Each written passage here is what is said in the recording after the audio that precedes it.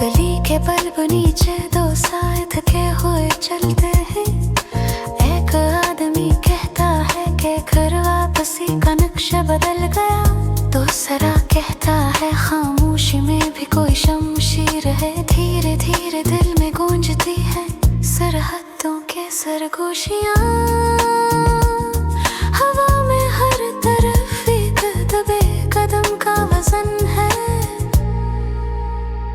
कागजी जहाजों की तरह पकड़ते वादे, एक टिकट है, एक तस्वीर, एक अलामत जो हाथों में बजती है।